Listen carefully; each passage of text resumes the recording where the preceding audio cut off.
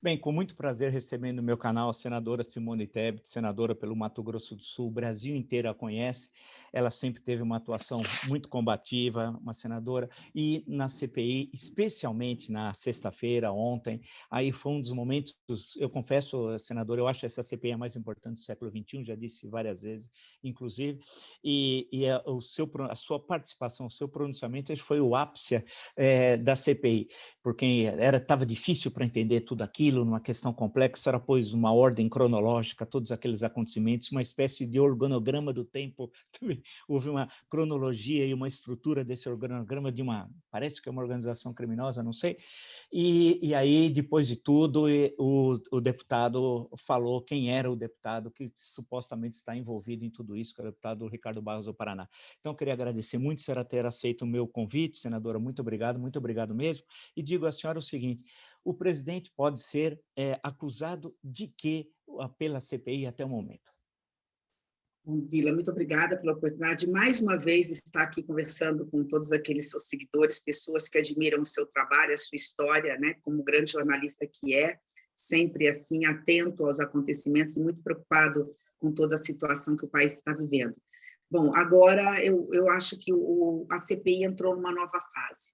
Encerrou-se aquela primeira, que era o grande objetivo da CPI, que é investigar, afinal, por que nós estamos nessa imunidade do rebanho, de rebanho por contaminação, chegando a esses números tenebrosos de mais de 500 mil mortes. Eu acho que esse capítulo não se encerra, mas ele já tem fortes elementos, indícios, provas para que o relator possa dizer sim, houve crime de negligência, imprudência, houve dolo, houve um gabinete paralelo que levou a toda essa situação.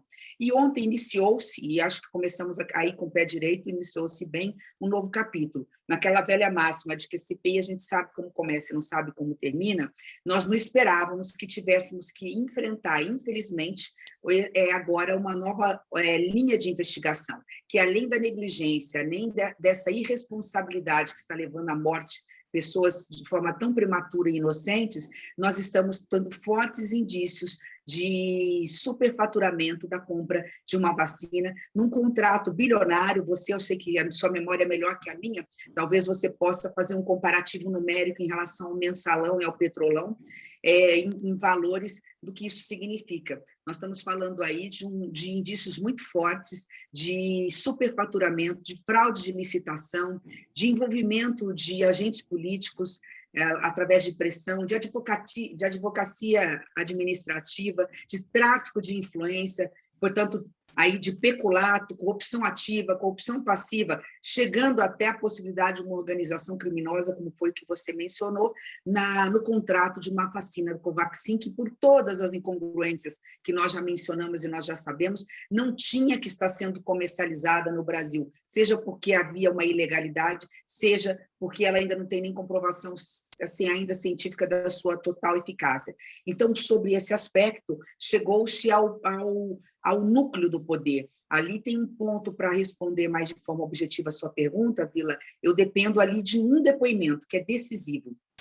Ali houve uma fala, não foi de uma pessoa qualquer, de um deputado federal da base do governo, governista, que tem uma paixão pelo presidente Bolsonaro. Essa que é a verdade. A gente viu o quanto ele sofreu para dizer o que estava dizendo, com um servidor de carreira humilde, que é seu irmão, comprovando ali toda a pressão, dizendo claramente: eu avisei o presidente da República. O presidente da República disse que ia informar o diretor-geral da Polícia Federal. Segundo o próprio governo, na sua resposta, acionou o ex-ministro Pazuello. Então, o ministro Pazuello pode nos responder essa pergunta. É fundamental a ida do ministro Pazuello para dizer o seguinte: quem prevaricou? Foi o ministro Pazuello que colocou, né, para debaixo do tapete? Ele respondeu ao presidente da República: está tudo certo, não tem nada, ou ele não respondeu? Essa figura passa a ser a figura decisiva para ver se essa sorte toda de denúncias aprontadas chegará ou não ao presidente da República. Pelo relato apresentado, senadora, na CPI, o deputado e o seu irmão estiveram com o presidente da República, levaram documentos, né? Apresentaram o Luiz Ricardo, o funcionário do Ministério da Saúde, explicou para o presidente da República a questão dos invoices, são 3, né? As diferenças de quantidade, valores e do recebimento, muito estranho o caso da Madison em Singapura, e o presidente teria, não sei se o presidente entendeu as explicações apresentadas, mas claramente ali havia um problema que na linguagem mais vulgar é chamado de corrupção, havia um ato de corrupção, sim, para as pessoas entenderem de uma forma mais simples, e disse que ia tomar providência junto à Polícia Federal e o Pazuello.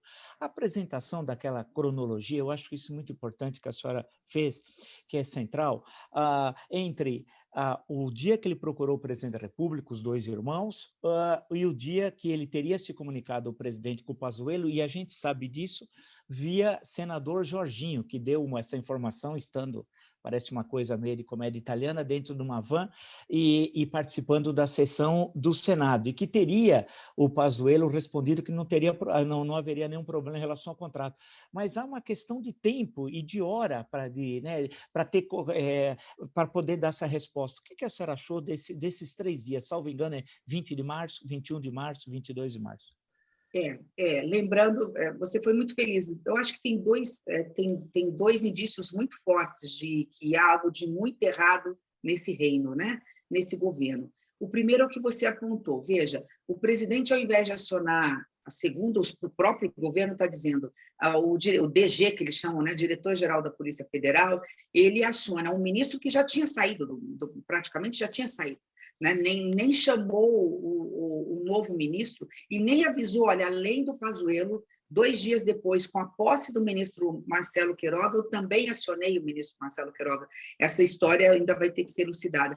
Então, essa questão do prazo, ela realmente ela é decisiva para continuar construindo, não uma narrativa, porque nós não queremos aí guerra de narrativas, mas buscar a verdade real dos fatos. Porque ele aciona o ministro Pazuello, 2 dias depois o ministro Pazuello já estava na transição, já não era mais ministro. O que ele podia fazer em 2 dias? E tem um dado mais importante aí, que a comprovação, e é por isso que eu acho que o deputado Ricardo Barros vai ter que ir à CPI dar os seus esclarecimentos, e obviamente vai ter o direito, como parlamentar, como qualquer cidadão, de dar a sua versão dos fatos e ter o seu direito à defesa, porque é o seguinte, a medida provisória, que todos nós sabemos, ela, a partir do momento que ela entra no Congresso Nacional, ela já tem... É o único instrumento, diferente de uma lei, de uma emenda constitucional, que quando é um instrumento de muito poder do Poder Executivo, do chefe do Poder Executivo, o presidente da República baixa uma medida provisória, ela passa a valer imediatamente. Essa medida provisória, e ela era boa e necessária, ela dizia o seguinte em janeiro, olha, como a Anvisa aqui não tem condições de ficar avaliando todas as vacinas, porque não tem toda a documentação, qualquer vacina autorizada pelas autoridades sanitárias da Europa, dos Estados Unidos, da China, da Irlanda do Norte e da Grã-Bretanha, já podem ser importadas para o Brasil. Isso foi em janeiro. Quando foi 25 de fevereiro, assinou-se o contrato comprando as vacinas da Pfizer, da Covaxin, mesmo sem a autorização da medida provisória, que a medida provisória não autorizava a compra de vacina que tinha autorização da autoridade sanitária da Índia. Então, quando eles perceberam isso, para sanar um vício insanável do contrato, porque havia uma ilegalidade na fonte, o que eles fizeram? Uma emenda, é informação, é o que nós vamos checar, uma emenda do deputado Ricardo Barros, incluiu, entre as vacinas possíveis de serem comercializadas sem passar pela Anvisa, a vacina indiana. Então, é aí que começa a história a ser contada. Quer dizer, aí começa a se colocar o guiso no pescoço do gato, porque a gente começa a verificar que as falas são contundentes. E a gente está falando muito do deputado. Agora, me impressionou muito, Vila, a simplicidade e a humildade do servidor público de carreira. Ele realmente... E aí eu tenho todos... Eu não conheço o deputado federal, eu estou aqui para falar do passado dele, eu não conheço, mas ficou aqui uma admiração, porque ele abriu mão de uma série de situações para poder proteger o irmão. Ficou muito claro ali que o elo frágil da relação era o irmão, e ele quis ali falar, meu irmão teve um ato de coragem, meu irmão teve aqui disposto a dizer, apesar de todas as expressões, eu sou uma pessoa honesta, eu não vou me submeter a isso. E ele ali se viu compelido, no bom sentido, a proteger o irmão. Daí porque a sinceridade dos depoimentos. Então, é muito importante verificar que a peça principal dessa chave, desse lado, né, da denúncia, é o do irmão Miranda. E do outro lado, agora, obviamente, a fala do deputado Ricardo Barros e do ex-ministro Pazuello. Não, realmente, a senhora destacou muito bem. Lembrar que ele tinha chegado dos Estados Unidos, chegado a São Paulo, a Guarulhos, ido para Brasília, de Brasília, do aeroporto, direto para o Senado Federal. Portanto, veja quantas horas, numa tensão certamente enorme, com pressões, ameaças de morte, e tudo isso ele conseguiu ter calma, tranquilidade, o que é uma coisa, e explicar, né? Porque em alguns momentos da sessão, queria se complicar as explicações dele, e ele era realmente muito didático, explicou claramente como é que funciona uma invoice, como é que chega, como é que é feito o pagamento, qual é a comparação que se faz com o contrato, etc, etc. Ele deu, e ele só respondeu também o que era da esfera da sua ação, ele fez questão de fazer isso, que mostrou uma seriedade, uma firmeza, e uma outra questão, senador, foi até destacado também na sessão, a importância da estabilidade do emprego do funcionário público, porque se não tivesse, ele não estaria hoje, né, certamente já à noite, de madrugada, ele já teria sido demitido. Uma questão que eu queria colocar para a senhora, né? A senhora falou, olha, nós estamos agora num outro patamar, né? A CPI demonstrou, Ministério Paralelo, Tratikov, tudo aquilo, né? Que nós vimos durante quase que 8 semanas, né? Cerca de 8 semanas. Eu acho que ela vai precisar ser estendida, porque faltam mais 4, cerca de 4, e pode estender por mais 90, né? Agora está num outro patamar. A sessão de ontem foi uma ruptura, como diz na ciência, uma ruptura epistemológica. Agora está num outro patamar. Isso vai, todo mundo fala, o governo, no Twitter, o governo Bolsonaro acabou, o governo Bolsonaro acabou. Pergunta que eu faço à senhora, eu vi uma das manchetes hoje, acusar junto ao Supremo Tribunal Federal o presidente de prevaricação, a senhora que é uma especialista no direito, como é possível isso? Olha, eu acho que, obviamente, cada parlamentar tem o direito de agir no momento que achar oportuno. Eu, particularmente, acho temerário nesse momento. Acho que é importante aguardar pelo menos 15 dias, que é quando nós vamos ter, provavelmente, eu não sou membro da CPI, né, eu só sou uma teimosa na persistência ali como líder da bancada feminina de fazer a voz da mulher se fazer presente. E aí, abrindo um parênteses, né, eu só consegui arrancar o nome do deputado porque ali houve um conjunto de situações. Quando eu vi, né, que alguns senadores tinham sido muito persistentes, e veio o Alessandro com aquela personalidade de delegado muito importante para o processo, e veio, né, como mal policial, no bom sentido aqui, que é um termo que se usa, eu falei, bom, agora é a hora de eu emprestar a minha voz de mulher, de irmã, naquele momento, de encontrar, olha, deputado, fique tranquilo, né, nós já temos elementos, nós já sabemos, né, abra a sua alma para o país, que foi isso que eu falei, cumpra o seu dever cívico, isso não vai ser responsabilidade, nós estamos aqui para protegê-lo, né, para acolhê-lo. Eu quis mostrar um acolhimento de quem sabe, como eu sei, o que é apanhar nas redes sociais, o que é ter o seu nome, muitas vezes, por fake news, assim, achovalhado. Então, eu acho que essa mistura mostra o quanto é importante as mulheres na política e essa conjunção em todos os setores da vida de homens e mulheres. Deus não nos fez diferente à toa. O que dá certo é essa união de vontades, união de esforços, é um complementando o outro. A importância da mulher na CPI é algo que precisa ser muito bem analisado para valer para os outros setores da vida pública também. Então, ali, naquele momento, acho que foi um momento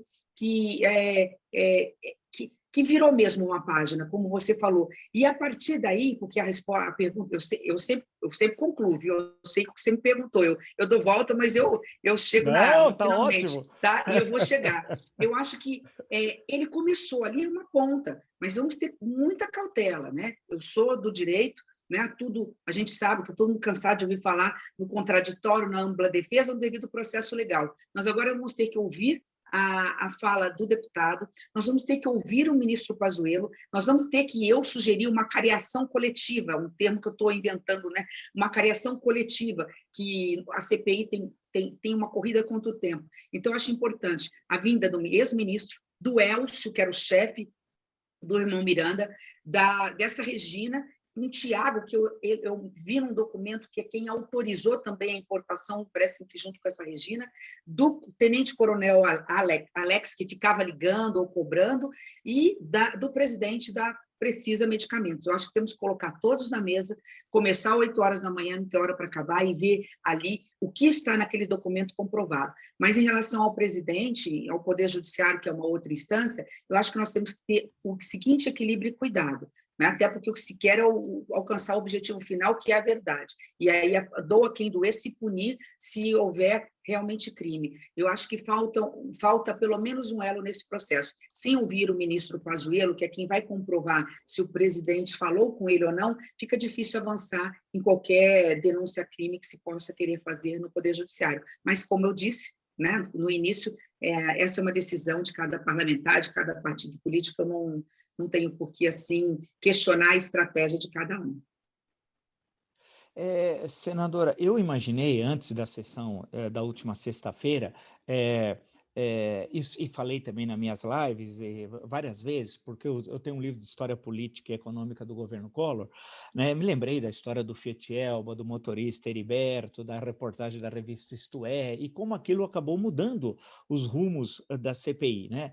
Que comprovava a questão das contas fantasmas, do então tesoureiro Paulo César Farias, que fez 25 anos, inclusive agora nessa semana, da morte dele. Eu falei, olha, lembrando até a brisa do Johnny Alf, em certo momento da música fala, o inesperado fez uma surpresa, né? Então, inesperado na história tal. E tem os Heribertos na história, que pode ser os irmãos Miranda. Não sei, como a senhora falou, precisamos ter cautela, ouvir todos com muito cuidado, olhar toda a documentação. Mas foi uma surpresa para a senhora o que aconteceu na sessão da última sexta-feira? Sem dúvida nenhuma. Sem dúvida nenhuma. Primeiro porque o deputado é muito bem articulado, estava muito firme, né? Ele estava ali muito incomodado com a forma como o irmão foi tratado. Isso fez com que unisse o útil ao agradável. Ele tem facilidade, ele tem as informações, né? Ele é uma pessoa das redes sociais, isso então o torna um bom comunicador, no sentido de trazer os esclarecimentos devidos, e eu sentia da parte dele. É um dado interessante, porque eu sento sempre atrás, que eu não sou membro, e o Randolph, ele havia saído. Aí, quando ele ia chegar, se ele tivesse sentado, eu não faria isso. Talvez eu não conseguiria essa informação do nome, porque eu sento muito lá atrás. Quando ele ia sentar, eu falei assim, Randolph, eu vou ser a próxima para falar, eu queria estar olho no olho, sentir na pele. Você me permite sentar aqui? Claro, ele é sempre muito gentil. Falou, não, Simone, fica tranquilo, daqui a pouco eu volto. E sentou em outro lugar. Então, quando eu sentei ali, eu já estava mais no final, eu vim preparada para um desfecho como esse, mas no início da sessão, de forma alguma, eu poderia imaginar. Mas depois que eu senti essa firmeza e senti o envolvimento dele emocional, pela forma como o irmão estava sendo tratado, porque eu também disse isso, né, uma inversão total de valores.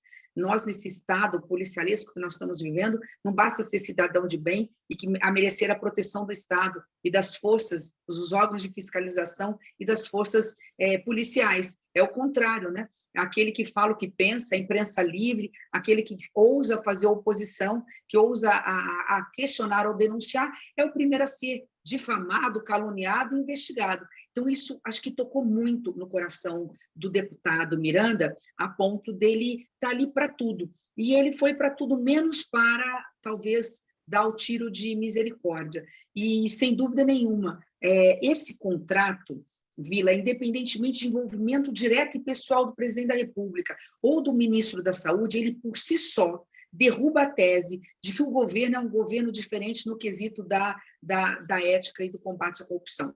Eu não estou imputando nenhuma responsabilidade ao presidente da República nesse momento, nem mesmo ao ministro da Saúde. Agora, as provas falam por si. O irmão Miranda era, vamos dizer assim, era a digital que faltava para mostrar que nós temos nas mãos um contrato fraudulento que não podia ter sido assinado por aquilo que eu já disse, que tinha um preço muito acima do preço das demais vacinas, e mais, né? Falavam tanto eu esqueço sempre o apelido que dão à Coronavac, Corona lixo, Corona... Eles falam vacina.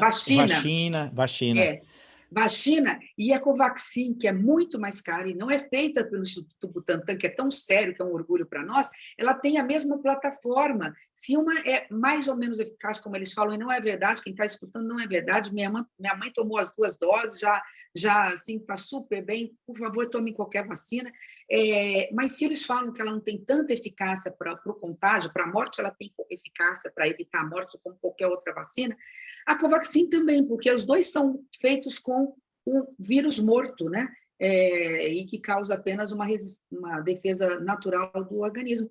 Então, me dê uma vantagem da Covaxin, eu vou dizer que ela não existe. Me dê uma desvantagem, eu elenco inúmeras desvantagens, além da ilegalidade. Então, por si só, essa é, sem dúvida nenhuma, um novo momento da pandemia. E sim, eu acho que os irmãos Miranda podem ter começado a abalar as estruturas da República.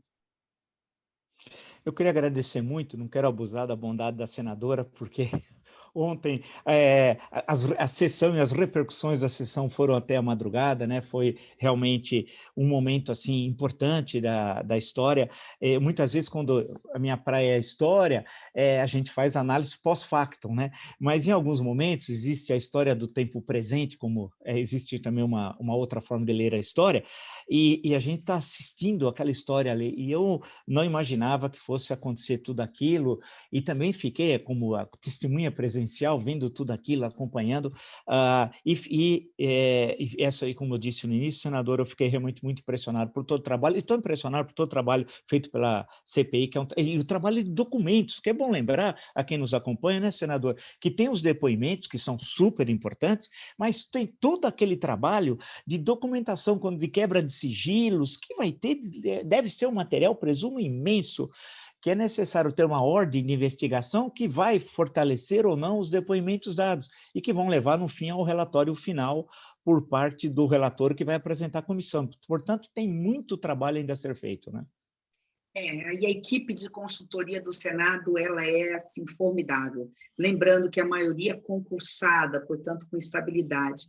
Acho que a gente está na hora de rever, né, velhos preconceitos. Eu dei aula há 12 anos de direito administrativo, então é uma área que eu conhecia, pelo menos profundamente, fiz mestrado, dei aula exatamente sobre isso, servidor público. O problema não está na estabilidade do servidor, o problema está na falta de fiscalização periódica, de se promover por meritocracia, por investigar se ele ainda continua apto, se não ele tem que fazer reciclagem, cursos, e se ou fizer alguma coisa errada, tem que abrir processo administrativo e mandar embora. Isso vale mais do que você poder colocar um irmão, um parente no cargo, você colocar um servidor, muitas vezes, que não tem a qualidade, mas é amigo do rei, em alguns postos. É importante, os cargos comissionados são necessários, mas na minoria. A maioria tem que ser pessoas que têm autonomia, que tenham liberdade de exercer bem a função para a qual foram nomeados. E lembrando, para finalizar, né, Vila, isso só comprova, para desmistificar, a maioria absoluta da população brasileira, portanto, a maioria absoluta dos servidores públicos, portanto, também a maioria da classe política, a maioria dos jornalistas, a maioria dos profissionais liberais, até porque somos frutos da sociedade, é honesta nesse país. Então, vamos parar de criminalizar, né, de pegar pela exceção e colocar no balaio e na regra. Vamos valorizar um pouquinho mais os servidores públicos, especialmente esses servidores de carreira, porque eles merecem. Olha, muito obrigado, senadora. Agradeço a gentileza da senhora, especialmente num dia cansativo também para a senhora e toda a exposição que a senhora fez e volto a parabenizá-la. Muito obrigado mesmo. Eu que agradeço e parabéns pela linda família que eu tive o prazer de conhecer hoje. Obrigada pela oportunidade de tê-las conhecido. Muito obrigada.